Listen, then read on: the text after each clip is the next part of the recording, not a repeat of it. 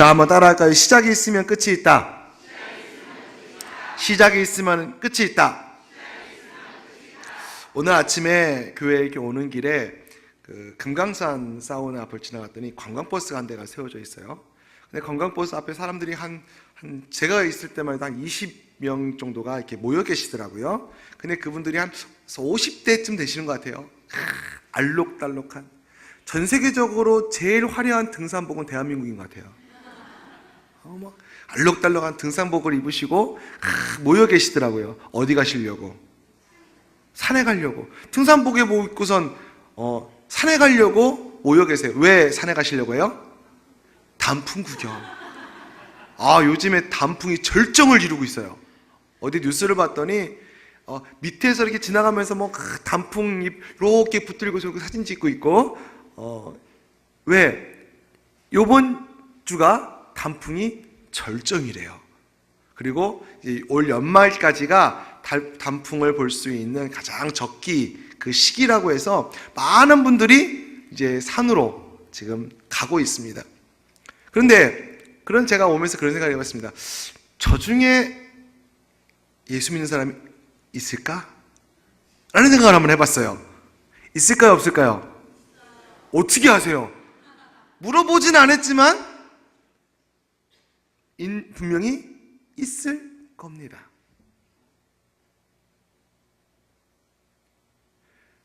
단풍의 때, 이때 아니면 볼 수 없어. 1년에 이때를 놓치면은 이 아름다운 단풍을 볼 수가 없어. 그러면서 그죠? 하나님이 만드신 자연을 만끽하러 갑니다. 명분은 좋아요. 그리고선 산으로 많은 사람들이 갑니다. 왜? 이때를 놓치지 않기 위해서. 그러나 제가 오늘 오면서 그런 생각을 한번 해봤습니다.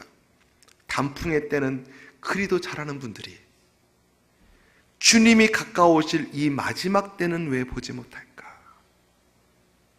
왜 그거는 준비하지 못하고 그 열정을 내지를 못할까? 세상의 그 단풍의 때를 보기 위해서는 시간을 내고 또한 돈을 내고 그것을 향하여 달려갔지만 왜 하나님의 때를 준비하고 있는 성도들은 이렇게 부족할까? 라는 생각을 한번 해봤습니다. 초대교회 시절 바울이 종말을 강조한 이유는요, 책망보다는 위로와 격려를 주기 위함이었습니다. 데살로니가 전서, 후서도 마찬가지고 요한계시록도 마찬가지입니다.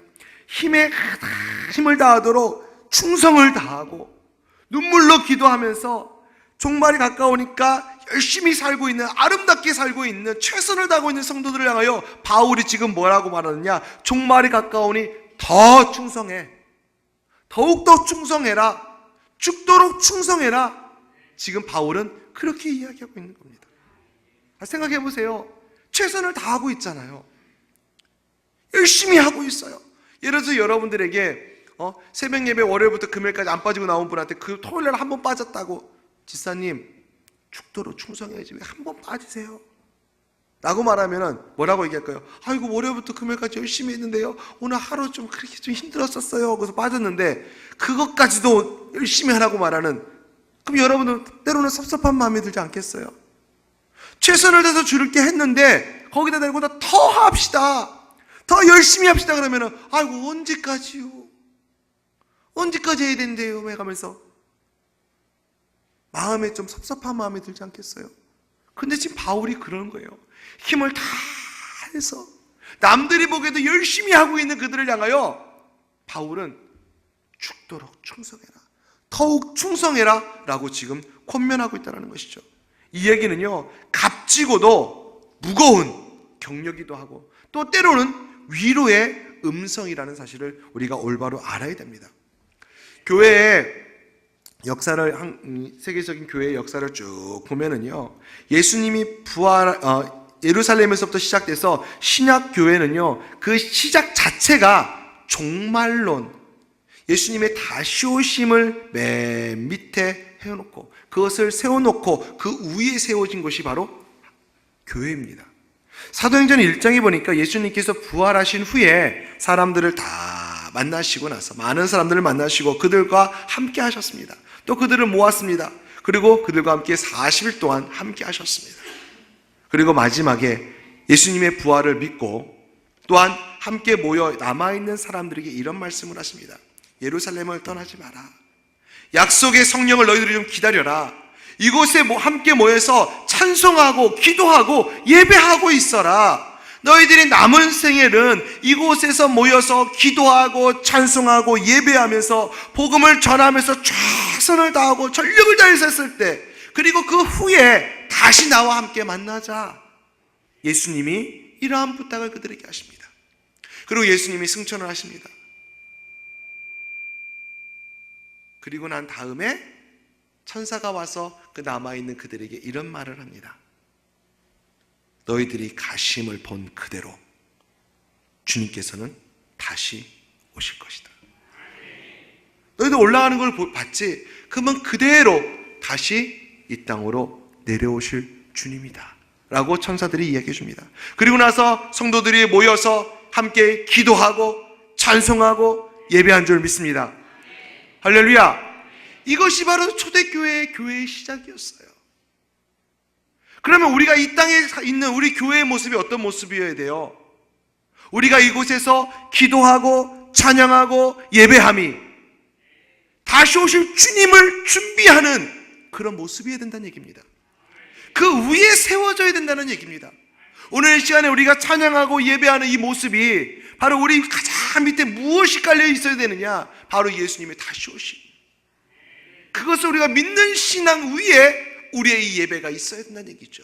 우리 이 서산 이름교회가 있어야 되는 걸 믿으시기를 주님의 이름으로 축원드립니다. 주님의 이름으로 축원드립니다. 그래서 초대교회 성도는요, 다시 오실 그 주님을 기다리면서 그들 삶 속에 죽음이 있고 고난이 있고 환난이 있고 핍박이 있고 어려움이 있고 수고가 있고 땀 흘리는 그런 어려움이 있다 할지라도 그들은 기다리고 찬송하며 기도하며 예배하고 자신의 삶을 들여가면서 모든 생활을 했다는 얘기죠. 왜? 그 밑에는 다시 오실 주님을 기다리는 그 재림의 신앙이 있었기 때문에. 할렐루야. 그러므로 우리 종말론적 이 신앙, 재림의 신앙은요, 다시 오실 주님에 대한 기다림이 없다면, 다시 오실 그 주님을 내가 기다리는 그 기다림이 없다면 우리의 수고와 헌신은 아무런 의미가 없습니다. 여러분, 주를 위해서 봉사하고 사역을 하고 하나님께 예물을 드리는 그 모든 것 가운데 무엇이 깔려 있어요? 천국에 쌓는, 마지막 주님이 오셨을 때, 주님 앞에 섰었을 때 내가 주님께 드려졌던 모든 것들을 축복으로서 멸류관으로서 받는 그 신앙이 있지 않으면 무슨 수고가 필요했겠습니까? 여러분, 수고가 헛된 것 아닌가요? 내가 죽음으로 끝난다면 하나님께 드리고 헌신하고 수고 모든 것들은 다 헛된 것입니다.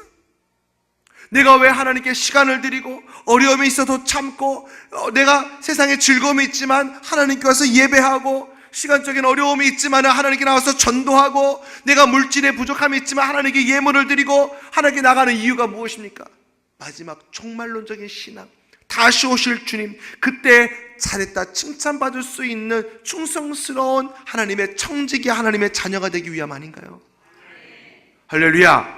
그래서 우리가 이 신앙 가운데서 이 종말론 신앙이 없다면 우리의 수고와 우리의 헌신은 아무 쓸모가 없게 되는 것입니다. 사랑하는 성도님들, 우리가 종말론적인 신앙에 세워져 있는 우리 서산 이름교회가 되기를 주님을 축복합니다. 여러분들이 종말론 신앙 위에 올바로 세워져 있는 그 신앙생활이 여러분의 신앙이기를 주님의 이름으로 축복합니다. 주님의 이름으로 축복합니다. 그래요, 다시 오실 그 주님을 바라보는 삶 따라합니다. 내가 다시 주님 앞에 서게 되는 그날을 바라보며 살자. 할렐루야. 여러분은 우리가 그런 의미에서 교회라는 울타리 안에 들어와서 예배를 드리고 예수님을 붙들고 사는 우리의 삶 자체는 다시 오실 주님, 다르게 표현하면 그 주님 앞에 서는 그날을 준비하며 사는 삶인 걸 믿으시길 주님으로 축복합니다. 그런데요, 예수님이 우리에게 보여주시는 이 종말론의 핵심은 심판입니다. 이 종말론의 메시지를, 이 심판에 대한 메시지를 제자들에게 하셨었는데, 예수님의 말씀에 순종하며 예수님을 위해 살려는 사람들은 심판에 숨어있는 이 하나님의 사랑, 이 하나님의 사랑을 볼 수 있습니다. 그러니까 이 심판이 누군가를 진짜 정죄하기 위함이 아니라 나를 살리기 위함, 그 사랑이 그 안에 숨겨졌던 사실을 올바로 볼 수 있지만, 예수님의 사랑을 받아들이지 아니한 사람, 즉 세상의 그 호기심, 가십거리 이런 것으로만, 간단한 이야기거리로만 생각하는 사람들에게는 하나님께서 이 말씀하지 않은 이유가 그 사랑을 볼 수 없기 때문에, 그 비밀을 알려주지 아니한 겁니다. 특히 예수님이 십자가에 당하신 그 고난 당하시기 전에 예수님께서 이런 말씀하셨어요. 재림과 심판에 대한 얘기. 그것은 예언의 그 의미가 어떤 것이냐? 누가복음 17장 25절에 그러나 그가 먼저 많은 고난을 받으며 이 세대에게 버림받아야 할지니라 라고 말씀하셨는데, 예수님이 많은 고난을 받으시고 십자가에 달려 죽으신 그 이유가, 이 세상의 사단의 권세가 완전히 무너질 수 있는 그 비결은 예수님 십자가의 죽으심이 필요했기 때문이라는 것입니다. 할렐루야. 하늘과 땅의 모든 권세를 하나님으로 받을 수 있는 방법은 십자가에서 달려 죽으심으로 말미암아 하늘의 권세를 받을 수가 있었다는 것입니다. 이제 그 주님이 그 권세, 하나님의 말씀에 순종함으로 받으신 그 권세, 십자가를 지심으로 받은 그 권세를 가지고, 두 번째는 구원자로서 이 땅에 오실 것이 아니라, 첫 번째는 십자가의 죽으심으로 말미암아 우리를 구원하기 위한 구원자로 오셨지만, 두 번째 오시는 그 주님은 구원자가 아닌 누구로 오신다? 심판주로 오신다는 얘기입니다. 예수님이 재림과 관련해서 이 말씀을 하신 이유는, 십자가에 달려 죽으심을 이야기하시는 이유가 무엇이냐? 십자가 없는 영광을 얻으려는 제자들을 경계하기 위함입니다. 우리 이 시대에게 십자가의 지심, 남은 나에게 십자가의 고난을 지지 않고 하나님의 영광을 받으려고 하는 그런 성도들을 향하여 우리에게 주신 말씀이라는 얘기입니다. 왜 우리에게 남은 십자가를 너희들이 지라고 말씀하셨어요? 십자가를 지심, 하나님의 우리에게 말씀하신 십자가 없이는 우리 기쁨으로 주님을 맞이할 수가 없기 때문에 그렇습니다. 예수님의 보혈, 이 구원받은 성도들만이 재림의 주, 주님이 다시 오시는 그때에 기쁨으로 주님을 맞이할 수 있다는 얘기입니다. 할렐루야. 인간적인 눈으로 바라보면요, 십자가의 사건을 보면은 유대교 사람들에게 증거고 유대 지도자들에게 증거고 로마 군인에게 증거 같은 비극적인 사건으로 보여지죠. 그러나 영적인 눈으로 바라보게 되면은 그 십자가의 지심은 나중에 우리가 주님이 다시 오시는 그날에 재림의 주로, 기쁨의 주로, 심판주가 아닌 우리에게는 기쁨의 주로 나를 구원하기 위한 다시 오실 주님의 모습으로 바라보기 때문에 기쁘고 즐거운 것이죠. 주님이 다시 오시면 기쁜 것입니다. 할렐루야. 그래서 주님은 부활하셨고 승천하셨고 다시 오실 그 주님, 영광 가운데 우리와 함께 하실 천국 잔치를 이룰 수 있는 그 주님으로서 우리를 그 잔치에 초대하기 위해 오신다는 사실을 바라볼 수 있는 것입니다. 여러분, 영적인 눈으로 바라보기를 주님의 이름으로 축원드립니다.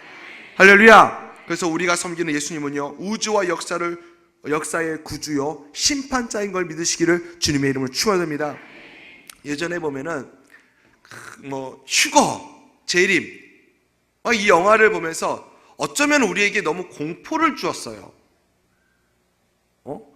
미국에서도 한동안 베리칩의 사건을 가지고서 마지막 땅에 가깝다면서 막 교회에서 모여서 청년들이 기도하고 그래요. 주님이 다시 오심을 기다리고 준비하는 건 좋습니다.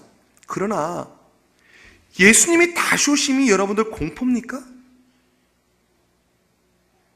예수님이 이 땅에 다시 오시는 것이 우리에게는 두려움입니까? 왜 예수님의 다시 오심을 가지고 우리가 왜 두려움 속에 살아야 돼요? 두렵다는 얘기는 뭐예요? 내가 하나님 말씀대로 살지 못한다는 얘기예요. 여러분에게만 묻겠습니다. 지금 주님이 오신다면 여러분은 기쁨으로 주님을 맞이할 준비가 되어져 있습니까? 진짜 하나의 아쉬움이 없이, 후회 없이 진짜 기쁘게 주님을 맞이할 준비가 되어져 있습니까? 그 질문에 내가 아멘으로 대답할 수 없다면 무엇이 부족한가요? 이 땅에 주님이 오셨을 때 나의 삶을 뒤돌아봤을 때 나의 모습은 어떤 모습인가요? 사랑하는 성도님들, 우리가 주님이 오실 때 우리는 기쁨으로 주님을 맞이할 수 있기를 주님의 이름으로 축복합니다. 주님의 이름으로 축복합니다. 그러나 이 모든 것, 주님이 재림하실 그때는 오직 하나님만 하신대요. 자, 우리가 조금 조급해갖고 주님, 내가 지금 너무 힘들어요. 하나님, 내가 너무 빚이 너무 많으니까 요거 안 갚고 그냥 천국 갈 수 있겠고 주님 빨리 오시면 안 될까요? 대출금도 많은데 하나님 요거 갚자고 가도 되니까 주님 빨리 오셨으면 좋겠어요. 또 우리 교회가 막 40일 동안 철야하고 금식하면서 주님 빨리 오시옵소서. 그렇다고 해서 주님이 하나님께서 예수님 빨리 보내주실까요? 아니란 얘기예요. 우리가 원한다고 해서 하나님께서 그때를 빨리 보내주시는 것이 아닙니다. 마태복음 24장 36절에 보니까 이런 말씀이 있어요. 그러나 그날과 그때는 아무도 모르나니 하늘의 천사도 모르고요, 또한 아들도 모르다. 아들도 모르다는 누구예요? 예수님도 모르신대요. 오직 누구만 아신다? 아버지 하나님, 성부 하나님만 아신다는 얘기입니다. 그래서 언제 오신다 날짜를 찍어서 말하는 거, 이건 전부 다 가짜입니다. 아니, 예수님도 모르는 나라를 지네가 어떻게 알아요? 특히 옛날에 그 다미성교회, 지난주에 말씀드렸죠. 1998년 10월 28일. 예수님도 모르는 날짜를 지네들은 알아. 이게 가짜예요. 주님만 하나님만 하신다는 얘기예요. 예수님이 다시 오신다고 말씀하신 지 2000년이 넘었잖아요. 근데 아직도 안 오셨어요. 코도 오셨다고 하시고서 아직도 안 오셨어요. 2000년이 지났는데도. 그래서 세상 사람들은요, 더욱더 예수님의 재림의 가능성에 대해서 비웃습니다. 그리고 우리의 종말론 재림신앙을 조롱합니다. 그래서 어쩌면 그들은 더욱더 함부로 죄 속에서 살아가는지 모르겠습니다. 그러나 베드로후서 3장 3절 4절의 말씀을 여러분 꼭 기억하십시오. 먼저 이것을 알지니. 말세는 뭐예요? 주님이 가까울 이 시대 마지막 때에 말세에 조롱하는 자들이 와서 자기의 정욕을 따라 행하며, 뭐예요? 세상적으로 살아가면서, 세상적인 기쁨적으로 살아가면서 우리 와서 조롱하는데요, 이르되 주께서 강림하신다는 약속이 어디 있냐? 조상들이 잔 후로부터 만물이 처음 창조될 때와 같이 그냥 있다라고 얘기합니다. 우리에게 와서 야, 주님 오신다고? 언제 오시는데? 라고 조롱하죠. 세상적인 즐거움을 살아가면서 야, 세상적인 즐거움이 얼마나 좋은데 너희들 그곳에 가서 주일날 가서 그렇게 예배드리냐? 주일날 한 번만 가면 되지 무슨 주일 저녁 예배도 가고 수요 예배도 가고 금요일도 가고 무슨 새벽 예배도 가고. 적당히 해, 변하는 거 없잖아 라고 하면서 세상적인 것을 가지고 와서 우리를 조롱한다고 했어요. 그게 어느 때다? 말세라는 얘기예요. 말세. 이 말씀과 같이 사람들은 말합니다. 야, 하나님 있니? 어디 있어? 보여줘봐 라고 말하죠. 특한 얘기, 하나님이 어디냐고 우리가 얘기하잖아요. 예수님 어디 있어? 증거 대봐 라고 이야기합니다. 예수님이 다시 오신다고? 아이고, 말도 안 되는 소리 하지 마 라고 하면서 우리를 조롱한다는 얘기입니다. 그런데 여러분들, 그 사람들이 믿든 안 믿든 그건 중요하지 않습니다. 그 사람들이 예수님이 오신다 안 오신다 말하는 거, 그들이 말하는 거 중요하지 않습니다. 중요한 사실은 뭐냐면요, 예수님은 반드시 다시 오신다는 겁니다.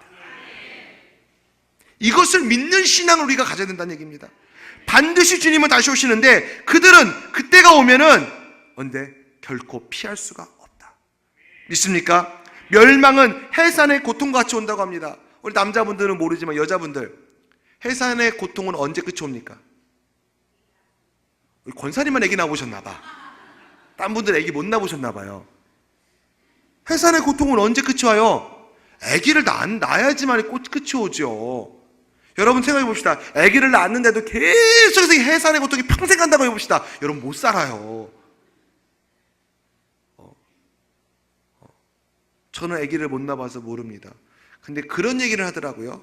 무슨 그 요로결석이라든지 이런 그 담석의 고통이 무슨 해산의 고통보다 더하다라고 얘기를 하셔서 그냥 그 아픔을 제가 경험을 해봤어요.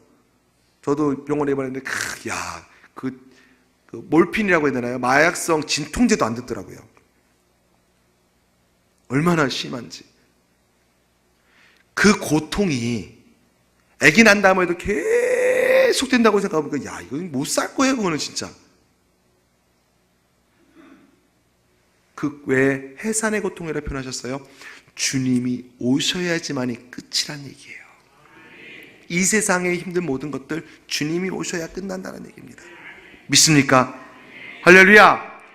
하나님의 심판하시기 시작하면은요, 이 땅에 새하늘과 새 땅이 열리는데 무섭도록 이 땅에 하나님의 진노가 쏟아지는 그때 누구도 도망할 수 없고 누구도 피할 수도 없다라는 얘기죠. 예외가 없다라는 얘기입니다. 하나님의 심판은 철저하고도 완벽하기 때문에 그렇습니다. 하나님이 아직까지 그러나 세계의 역사를 끝내지 않고 오래 참으시는 것은 하나님의 그 때가 아직 이르지 아니었기 때문에, 하나님의 스케줄과 우리의 스케줄이 다르다는 얘기예요. 하나님께서 하루가 1000년이 같고 1000년이 하루 같은 걸 믿으시길 주님의 이름으로 축원드립니다. 아직까지도 구원하실 사람의 수가 다 차지 않아서 하나님이 아직까지 만족 못하셨나 봐요. 그래서 아직까지 그 때를 기다리고 계신 거예요. 그것이 여러분들의 가족일 수 있습니다. 여러분들의 친구일 수 있습니다. 여러분들의 자녀일 수 있습니다. 여러분의 이웃일 수 있습니다. 우리 같이 행복 모임을 하고 있습니다. 우리 영혼 구원을 위해서 나가자, 전도하자, 남의 일처럼 여기는 것, 여러분 무슨 마음입니까? 주님을 한 영혼에도 더 전도하기 위하여, 그 영혼을 채우기 위하여 주님은 지금 그 때를 기다리고 계시는데, 하나님의 때를 기다리고 계시는 건데, 우리는 지금 하나님의 마음을 얼마나 이해하고 있냐는 거죠. 종말의 신앙은 다른 것도 없어요. 한 영혼이라도 더 구원해서 여러분의 옆에 있는 빈자리들을 채워야 된다는 얘기입니다. 할렐루야. 종말론의 신앙을 갖고 있는 사람들은 전도를 안 할래 안 할 수가 없습니다. 왜 초대교회 성도들이 주님이 다시 오심을 깨닫고 성령을 받고 나니까 그들이 복음을 들고 전 세계를 향해 나갔습니까? 다시 오실 그때 한 영혼이라도 더 앉혀놓기 위해서, 하나님의 일꾼을 하나라도 더 만들기 위해서, 천국에 함께 가기 위해서 그들은 목숨을 걸고 복음을 전했다라는 사실입니다.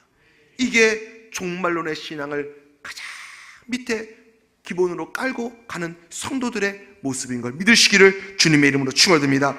주님의 이름으로 축원드립니다. 그런데요, 이단들은 그런 얘기합니다. 14만 4천 명의 참여는 주님이 오신다.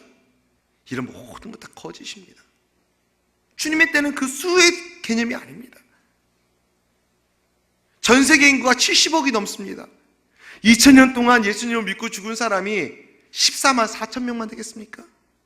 전 세계 70억 중에서 진짜 하나님을 온전히 믿고 예수 그리스도를 온전히 믿는 사람이 14만 4천 명만 되겠습니까? 근데 그 수가 차면은 끝이 온대요. 이런 허무맹랑한 말에 속아서 지금도 수십만 명이 그 이단에 들어가 있고, 사랑하는 성도님들, 하나님이 정하신 구원받은 백성들의 수가 얼마인지는 우리는 알 수 없습니다. 그러나 언젠가는 그 수가 찹니다. 반드시 그때가 온다라는 얘기죠. 할렐루야. 주님은요, 한 명이라도 더 하나님의 사랑을 알고 구원을 받게 되기를 원하신다는 사실을 꼭 기억하시길 주님의 이름으로 축원드립니다. 한번 하나님의 심판의 칼날을 들면요, 그 누구도 피할 수 없기 때문에, 그 무서운 재앙이 순식간에 모두로 뒤었기 때문에 그 전까지 한 영혼이라도 더 하나님의 자녀가 되어 그 최후의 심판에서 보호받기를 하나님께서는 원하신다는 얘기입니다. 할렐루야. 그러나 무지한 세상 사람들은 마치 하나님이 계시지 않는 것처럼 거짓 평화에 사로잡혀서 자신들이 언제까지나 희희낙낙거리면서 마음대로 죄를 지르면서 살아갈 수 있을 것이라고 착각하며 살아가는 겁니다. 사랑하는 서산 이룸교회 성도님들, 하나님의 음성을 듣고 우리의 믿음을 잘 지켜서 주님이 다시 오시는 그날에 심판대에서 보호받는 우리 서산 이룸교회 성도님들 다 되시기를 주님의 이름으로 축복합니다. 주님의 이름으로 축복합니다. 그렇다면 성경에서 말하고 있는 그 마지막 때 징조는 뭐냐라는 거죠. 요한계시록을 통해서 저녁에 이제 제가 말씀을 강의를 하고 있지만 더 자세하게 나중에 말씀을 드리겠지만, 이 성경에서 말하고 있는 마지막 때 첫 번째는 전쟁입니다. 마지막 때의 징조 첫 번째는 전쟁인데, 인류 역사에 단 50년도 전쟁이 없이 완전한 평화가 있었던 적은 없습니다.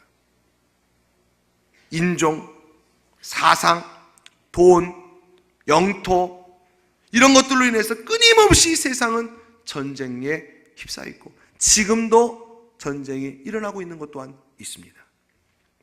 지난 100년 동안 전쟁을 통하여서 죽은 사람이요, 지난 역사 1만 년 동안 죽은 사람보다 더 많다는 사실입니다. 마지막 때는 이 전쟁이 더욱더 극렬해지고 더 무자비해지고 더 커진다는 사실입니다. 두 번째는 말세에 기근이 온다는 얘기입니다. 여러분들, 세계 인구의 3분의 1이 배고픈 채로 잠이 든답니다. 아시아에서만 해도 굶주리고 있는 사람들이 약 7억 명이 됩니다. 그 중에서 당장 그들에게 먹을 걸 죽지 않으면 굶어 죽을 만한 사람이 4억 명이 된답니다. 여러분, 이 세대가 얼마나 풍요로워졌습니까? 남 얘기 같죠? 근데요, 세상은 점점 살기가 좋아지는데 왜 점점 굶고 기근에 시달리는 사람들은 많아질까요? 마지막 때 성경이 말하는 기근이 올 거라고 이야기하고 있습니다. 세 번째로 지진입니다. 지난 70년간 세계 각지에서 진도 7.0, 강도 7.0 이상의 지진이 약 600회가 넘는답니다. 우리나라도 지금 안전지대가 아니라고 얘기하죠. 요번에 경주에서 지진이 일어나고서 지금까지 여진만 해도 수백 회가 넘잖아요. 여러분, 지진을 경험 안 해본 분들은 몰라요. 제가 미국에 있었을 때 지금 캘리포니아는 항상 그 지진에 긴장을 하고 있어요. 캘리포니아에 지진이 한번 왔을 때 완전히 막 도시 자체가 쑥대밭이 있었거든요. 샌프란시스코가. 그 지진의 때가 가까운다니까 그게 관련된 영화도 나왔었어요. 얼마 전에. 한 번은 새벽 예배를 가려는데 갑자기 제가 살던 데가 15층 아파트에 있었을 때였어요. 갑자기 새벽에 일어나서 새벽 예배 가려는데 쿵 소리가 나더니요, 15층 건물이 이렇게 움직여요. 우리 가족들은 다 잘 자더라고요. 그런데 여러분, 갑자기 이게 움직이는데요, 와, 고층에 있으니까 더 무섭더라고요. 그리고 저번에 이제 제 딸 있는 곳에 갔었을 때, 데려다 주러 갔었을 때 그 과학관이 있어요. 그 지진을 경험할 수 있는 그 과학관이 있더라고요. 그래서 예전에 한 100여 년 전에 캘리포니아에서 샌프란시스코 완전히 폐허가 됐었을 때 그 지진 강도를 몸으로 그 체험해보라고 체험관이 하나 만들어져 있더라고요. 야, 들어가서 그 지진이 나는 거를 몸으로 경험하는데요, 똑같은 그 지진이 있었던 거를 몸으로 경험하게 하는데 이거는요, 상상을 초월합니다. 근데 이런 지진이 점점 많아지고 있고 점점 그 강도가 세지고 있다라는 얘기죠. 그리고 더 넓어지고, 이런 모든 것들이 여러분 뭔가 심상치 않은 징조들이에요. 세상 사람들은 그냥 자연적인 거, 우리가 막 성경적인 것을 이야기하고서 말세에 이런 얘기하면요, 저 사람들은 조롱하고요, 말도 안 되는 소리 한다고 얘기합니다. 영적인 눈으로 보면 그렇죠. 그러나 육적인 눈으로 보면 그렇죠. 영적인 눈으로 보면은요, 그냥 일어나는 일이 아닙니다. 범상치 않은 심각한 징조들이 지금 말세에 일어나고 있다는 사실입니다. 얼마나 주님이 가까워 오고 있는지를 여러분들이 깨달을 줄을 알기를 주님의 이름 부탁을 드립니다. 그런데 그 무엇보다도요, 마지막 때 심각한 징조는요, 바로 적대적인 인간관계에 있습니다. 인간관계가 깨지고 있다는 얘기예요. 마태복음 24장 10절에 이런 말씀이 있습니다. 그때 많은 사람이 실족하게 되어 서로 잡아주고 서로 미워한다 그래요. 서로 미워한다. 서로 예수님 삶을 잡아다 주고 죽음의 길로 몰아가게 하면서, 또한 뭐예요? 점점 미워하는 일이 발생한다. 관계가 붕괴되는 것이죠. 갈수록 여러분 늘어나는 이혼율, 다 관계가 깨진 겁니다.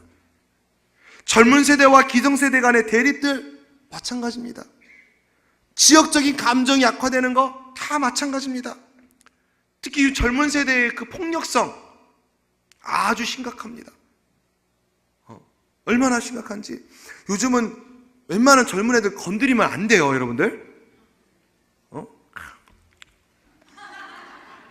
담배 꼬지게 탁 뿌리고서 막 젊은 애들 교복 입고 담배 피냐고 해서 어디 젊은 것들이 담배 피냐고 했다가는요, 그래서요, 갈 길 가세요. 뭐 담배값 대주시면서 그런 소리 하시던가. 너 나이가 몇 살이요? 먹을 만큼 먹었어요. 왜요? 옛날에 어른들이 얘기하면은 그래도 고손고손하게 받아들였는데 요즘은 어때요? 무서워요, 애들이. 남자애들 고등학교쯤 된 애들이 한 3-4명만 모여있어도 거의 피해가고 싶을 정도로. 요즘에 막 운전하면서 얼마나 막 팡팡거리고서 얼마나 폭력성이 좀 더 많아져, 젊은 사람들이. 그래서 요즘에 그거에 대비하기 위해서 나온 아이템이 하나 있어요. 여러분들 혹시라도 필요한 분들 하나 사시면 될 것 같아요. 뭐냐면 문신토시. 얘가 토시가 뭐예요? 여기 그 끼는 쫙 뭐라고 해야 되나, 이거 탁탁 두꺼운 토시 말고 몸에 다 달라붙은 그런 그 스포츠 토시 같은 거 이렇게 있잖아요. 근데 여기서부터 여기까지가 문신 모양이야. 그래서 만약 뒤에서 누가 빵빵빵빵 거리면 어떻게 해요? 창문 열고 한번 쓱 내리기만 하면 돼. 그러면 빵빵거리다 말고 사람들이 빵빵 안 거린대요, 진짜. 제가 그거 보고서 나도 하나 살까? 누가 빵빵거리면 선글라스 한번 끼고서 뭐? 왜 그래요? 시대가 이렇게 자그막해졌어요. 다 어디서 왔어요? 관계, 인간관계가 다 깨졌잖아요. 예전에 우리 어렸을 때만 해도 얼마나 이웃 간에 정도 많았고 서로 나눠주고 사랑이 많았어요. 근데 요즘엔 어때요? 서로 누가 옆에 사는지도 모르고 인간관계가 점점 깨지는 거. 이게 그냥 볼 일이 아니라, 그냥 사회적인 현상으로 바라볼 것이 아니라 이런 모든 것이 다 뭐다?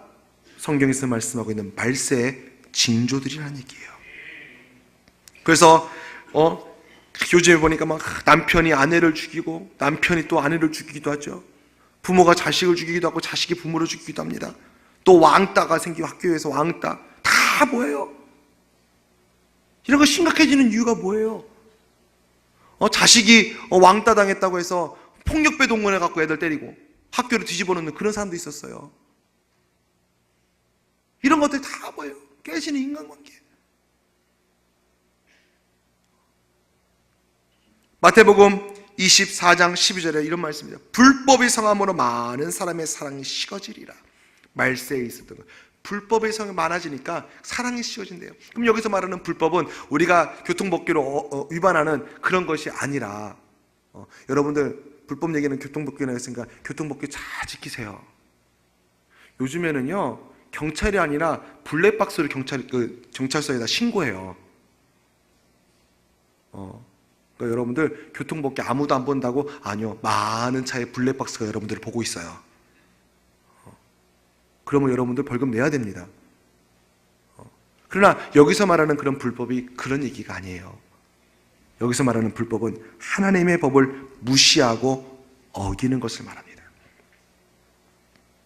하나님의 말씀을 무시하고 그 말씀이 사회를 움직이는 잣대로 서지 않는 그런 사회에는 그야말로 약육강식의 세상으로 돌변합니다.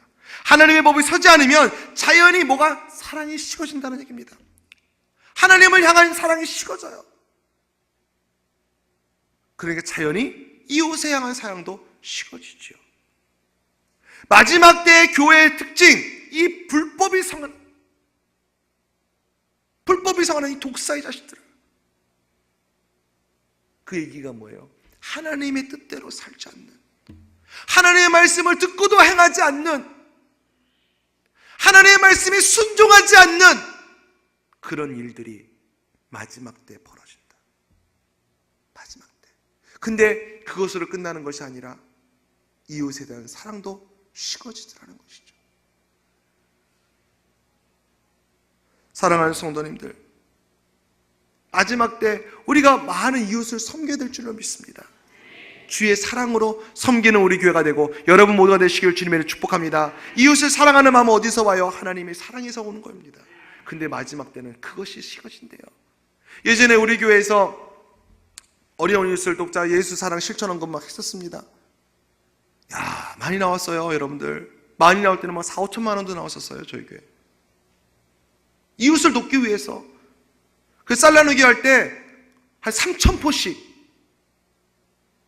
막 이웃을 해서, 제가 예전에 그 사진을, 그 교회 역사 사진을 보고 제가 깜짝 놀랐어요.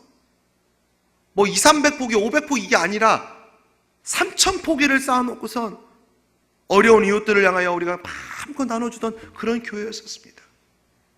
이웃을 위해서 주의 사랑으로 우리가 이런 일을 한다고 하니까 오히려 안 믿는 사람들도 우리 교회에 그 이웃 사랑금을 써달라고 위탁을 하고 그랬었어요. 근데 시대가 지나면 지날수록 뭐합니까? 이웃을 사랑하고 섬기는 마음이 식어지죠. 마지막 때 사랑이 식어진다. 왜? 불법 하나님의 마음을 느끼지 못하니까. 하나님과의 사랑이 식어지니까. 하나님의 뜨거운 그 사랑의 빛이 내게 찌어지질 않으니까 내가 차가워져요.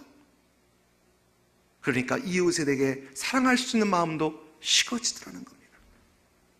그러나 우리 교회는 더욱더 이제 앞으로 하나님의 사랑을 통하여 이웃을 사랑하는 교회, 섬기는 교회가 되기를 주님의 이름으로 축복합니다. 주님의 이름으로 축복합니다.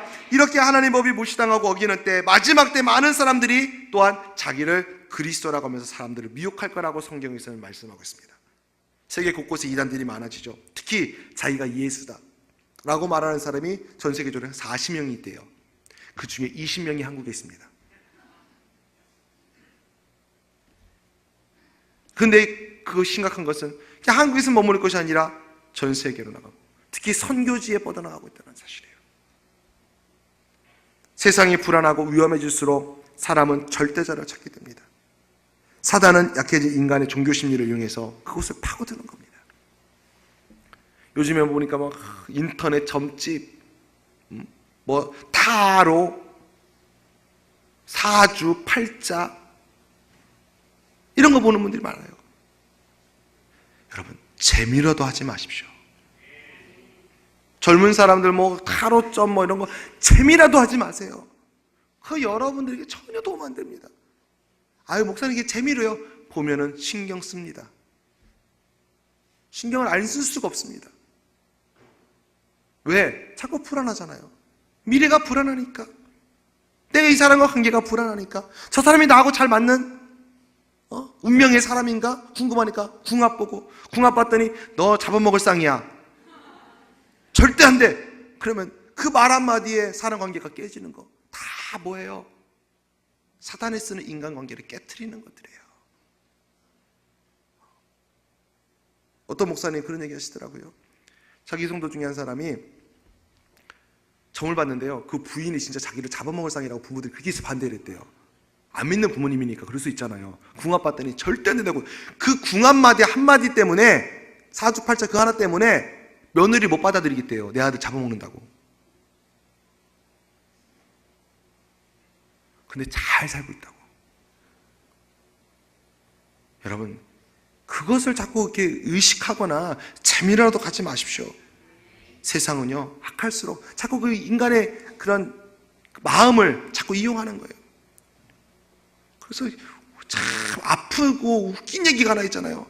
점집들이 예수 믿는 사람들이 아니면 운영이 안 된대요.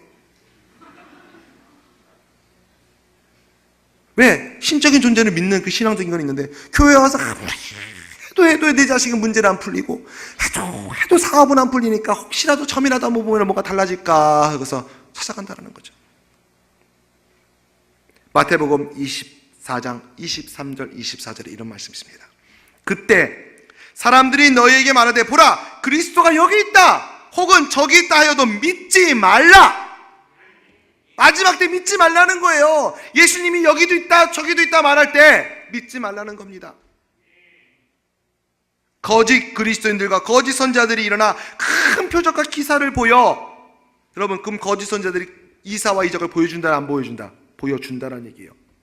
여러분들 현혹시킬 수 있도록 보여준대요. 혹할 만큼 보여주는 거예요. 그럼에도 할 수만 있으면 택한 자들을 미혹하려고 한다는 거예요.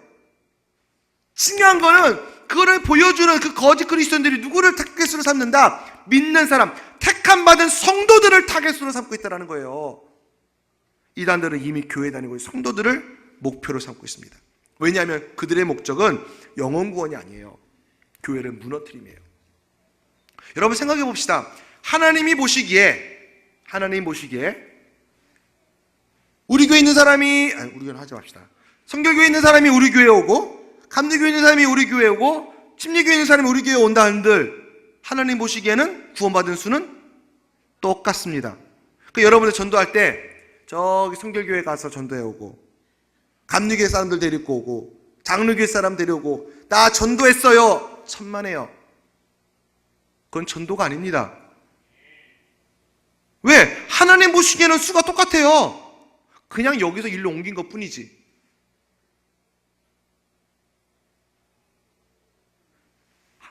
코하루 아파트에서 비발디로 이사를 했습니다. 서산시의 인구가 변합니까? 안 변합니까? 안 변합니다. 서울에 있는 사람을 데려와야 서산시의 인구가 변하죠. 그런데 이단들은 누구를 타겟으로? 예수 그리스도를 믿는 사람들을 타겟으로 삼습니다. 그래서 예수님은 이들에게 미혹되지 말라 단호하게 경고하고 계신 것입니다. 그리고 24장 25절 그 다음에 뭐라고 말씀하셨느냐? 보라, 내가 미리 말하지 않았느냐?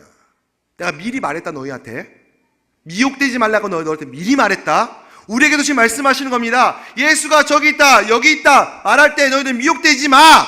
내가 너희한테 미리 경고했다. 나중에 딴소리 하지 마. 지금 이 얘기예요.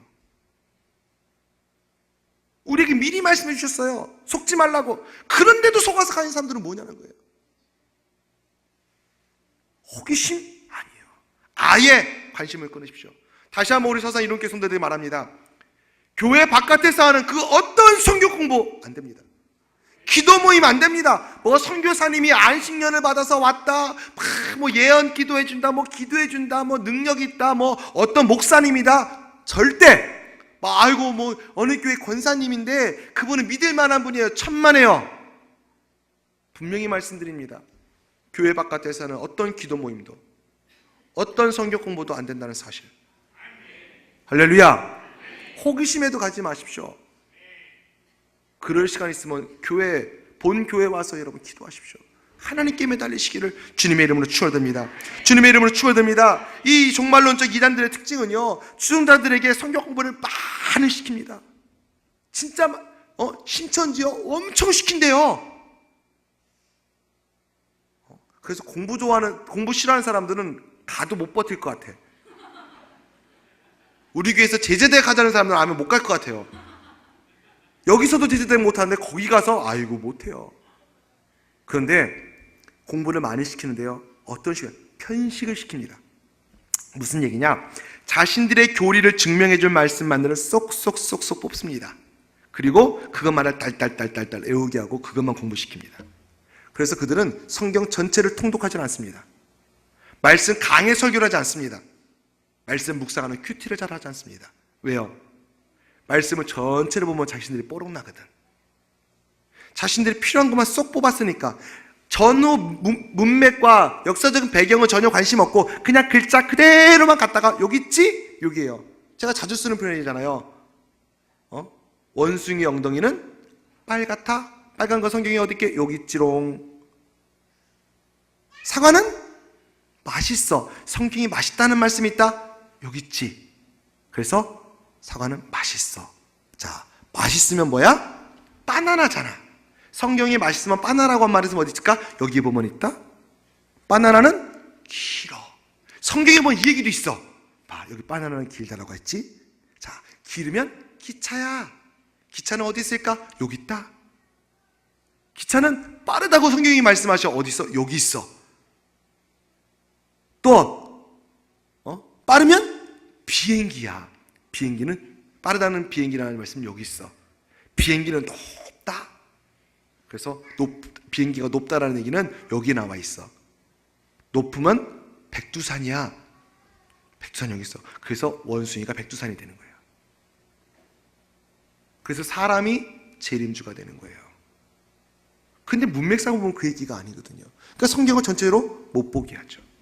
앞뒤로 못 보게, 그것만 보게 합니다. 그것만 딴 거 정신 못 차리도록 그것만 보게 합니다.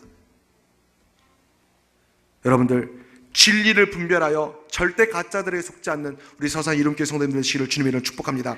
그런데 이 마지막 때 우리에게 믿는 성도들에게, 마지막 때를 준비하는 성도들에게 오는 것이 뭐냐면요, 환난도 오고요, 때로는 죽임도 오고요, 예수님 때문에 사람들에게 미움도 받게 된대요.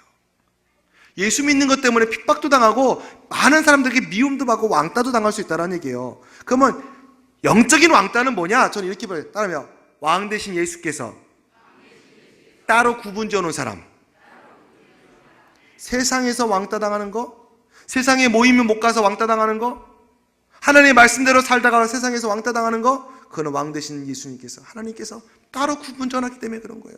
그런 핍박이 올 수밖에 없어요. 왜? 영적인 코드가 맞지 않는데.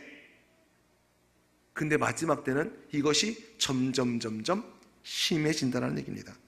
실제로 지금 아프리카 수단 같은 데서는요, 예수님을 믿는다고 해서 진짜 십자가를 못 박아 죽입니다. 아프리카에서 예수 믿는다는 얘기로 그 사람들을 예수 믿는 사람들을 막 발길질로 막 때리고, 남은 그 대나무잎 같은 거를 막 때리다가 결국에는 사람들이 맞을 만큼 해서 도저히 도망갈 수 없을 만큼 맞잖아요. 그러면 그 대나무 같은 것만 쌓아놓고 거기다 불을 질러서 죽입니다. 그 영상이 실제 있습니다. 이유는 딴 거 아니에요. 예수 믿는다고. 현대에 일어나는 일들입니다.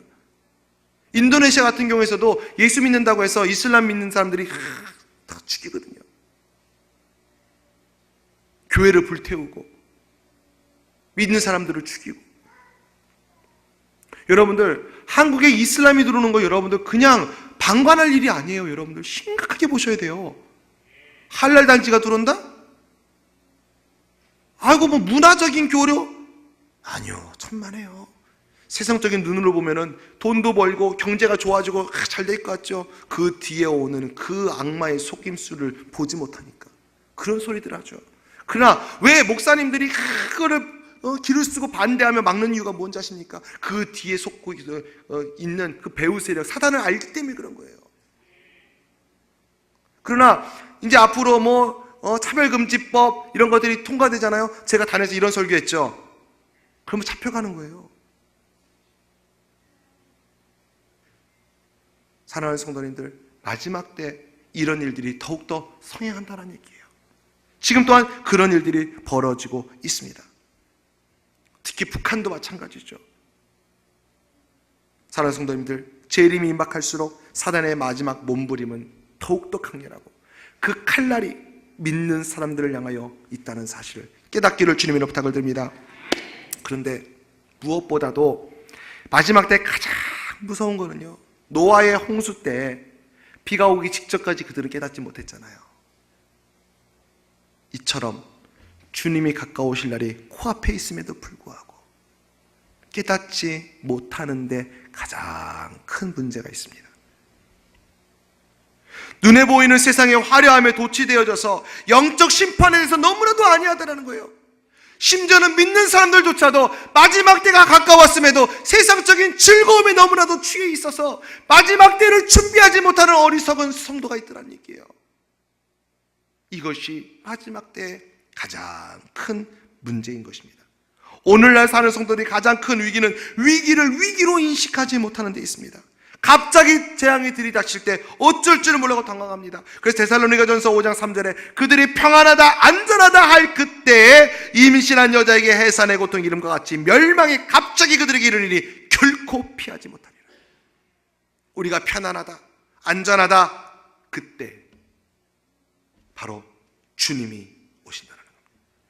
그러나 결코 그때 피하지 못한대요. 평화의 왕을 모르는 사람들은 가짜 평화를 진짜 평화로 착각하고 살아갑니다. 사람들은 자신의 땅과 든든한 인맥, 돈, 건강 이런 것들을 갖고 있기 때문에 자신은 안전하다, 내 인생의 안전지대에 살고 있다라고 말합니다. 내가 집이 있고 좋은 차가 있고 내가 환경이 여유롭기 때문에 나는 더 이상 안전해. 노후 자금이 잘 준비가 되어졌어. 걱정 없어. 좋은 대학에 다니니까 걱정 없어. 직장이 좋으니까 괜찮아. 내가 땅도 있고 가진 거 많아. 안전해. 라고 생각할 때 주님이 오신다면 피하지 못한다는 거예요. 세상 것이 여러분을 안전하게 해준다고요? 여러분 돈이 여러분 자녀를 잘해준다고요? 여러분 세상 돌아가는 거 보세요. 재산 남겨놓으니까 그 재산 때문에 자식들 안 싸워요? 몇백만 원 때문에도 싸워요. 자손들끼리. 돈 10만 원 더 갖겠다고 싸우는 게 자손들입니다. 여러분, 돈이 여러분 자녀들을 풍요롭게 해준다고요? 천만에요. 세상에 갖고 있는 것들이 여러분들 평화롭게 해준다고요? 안전하게 해준다고요? 아니요. 그때 주님이 갑자기 오신다. 그러나 그때 우리는 결코 피할 수가 없습니다. 여러분 자녀, 여러분 가족들, 여러분 주변의 친지, 여러분 이웃들, 그들을 위해서 여러분들이 지금 무엇을 하고 있습니까? 세상적인 평화로움을 그들에게 가르쳐주고 있습니까? 세상적인 안전함을 그들에게 알려주고 있습니까? 세상적인 지식을 알려주고 있습니까? 세상적인 살아가는 지식과 지혜, 노하우를 알려주고 있습니까? 아닙니다. 우리 마지막 때 내 가족들과 내 주변의 사람에게 알려줘야 될 가장 제일 중요한 것은 주님이 가까워오고 있다. 다시 오실 주님이 가까워오고 있다는 이 사실을 여러분들 알려줄 수 있는 지혜로운 성도들 되시기를 주님의 이름으로 축원드립니다. 멸망이 갑자기 임한다고 했습니다. 마치 가만히 다 뒤통수 얻어맞듯이 갑자기 오신다고 했습니다. 사랑하는 서산 이론교 성도님들, 하나님의 시계가 급격하게 아주 돌아가고 있습니다. 남미와 아프리카, 중남미 곳곳에서 유례없는 부흥이 일어나고 있습니다. 마태복음 24장 14절에 이 천국 복음이 모든 민족에 증언되기 위해 온 세상에 전파되리니 그때 그제야 주님이 오신다 그랬습니다. 끝이 온다 그랬습니다. 말씀하신 것이 이루어지고 있다라는 겁니다. 세계 방방곳곳에 복음이 들어가고 있습니다. 북한에도 복음이 들어가 있습니다. 주님의 때가 너무나도 가까워오고 있다는 사실입니다. 헛된 것, 쓸데없는 것에 인생에 소진하지 말고 정말 중요하게 붙들고 가야 될 그 한 가지만 붙들고 갈 수 있는 저와 여러분 모두가 되시기를 주님의 이름을 축원드립니다. 화살이 날아갈 때 다시 잡을 수 있습니까? 여러분 시위에서 떠난 그 화살을 다시 잡을 수 있습니까?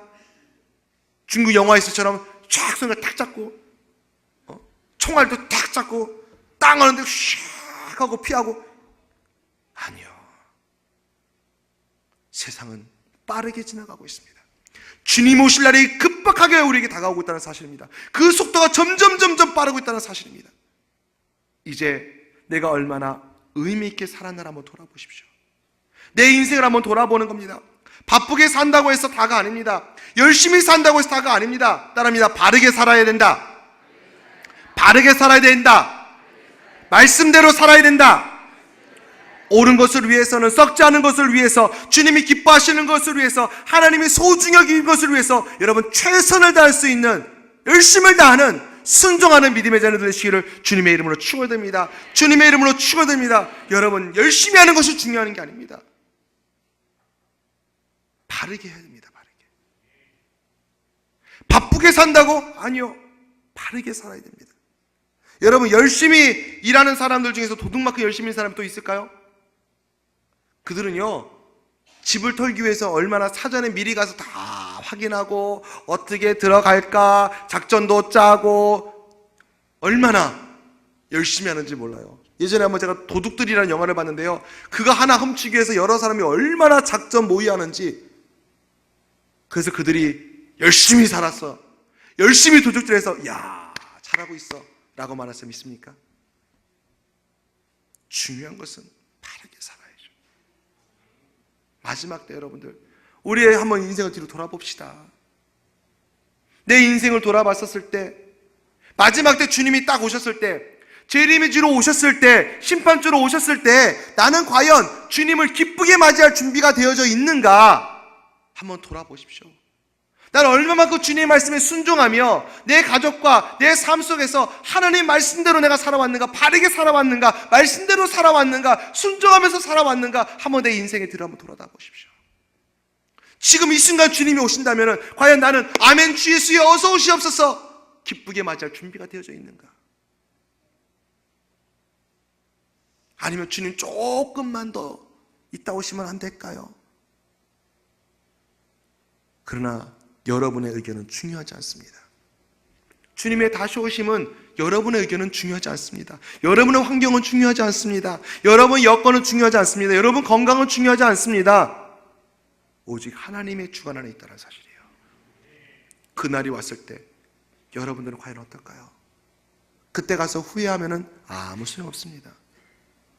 그때와 그 시는 아무도 알 수 없는데, 저와 여러분들은 어떻게 준비하고 있습니까?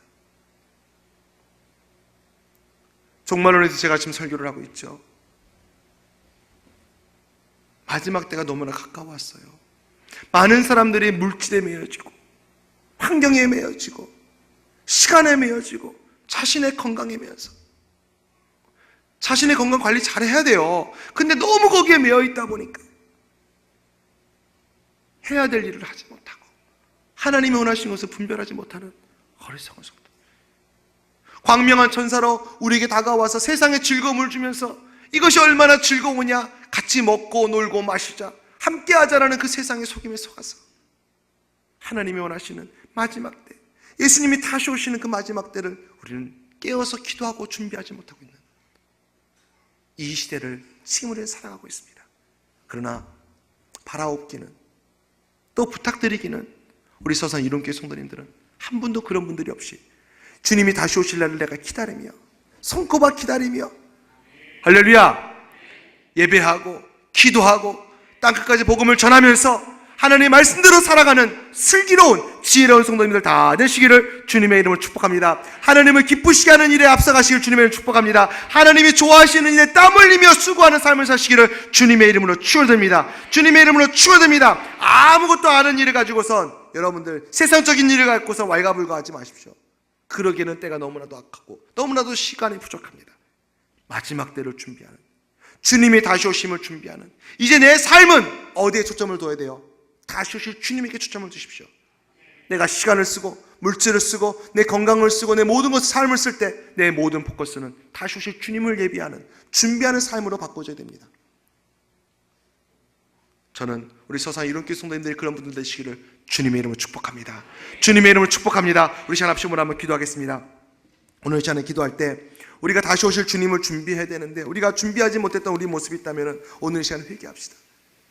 내 인생 뒤를 돌아다 보니 너무나도 세상적인 것에만 쌓여왔어요. 세상적인 즐거움에 너무나도 취했고, 내 인생을 돌아보니까 주님이 오셨을 때 과연 나를 이 모습을 보고 잘했다고 칭찬하실까? 내 이 모습을 보고도 주님이 잘했다고 칭찬하실까? 과연 천국에 마지막 내가 죽든지 주님이 오시는 그 순간에 갈 내 천국에 과연 나는 무엇을 준비하고 있는가? 영원한 세계를 위해서, 그 천국을 위해서 나는 지금 무엇을 준비하고 있는가? 세상에 쌓아놓는 것에 내가 너무 열심을 하여 마지막 때를 준비하지 못하는, 깨어 기도하지 못하는 나의 모습이었었나? 여러분 철저하게 회개하고 오늘 이 순간부터는 내 인생의 모든 초점은 다시 오신, 여러분 시작이 있었기 때문에 그 끝은 반드시 옵니다. 그 끝을 준비해야 됩니다.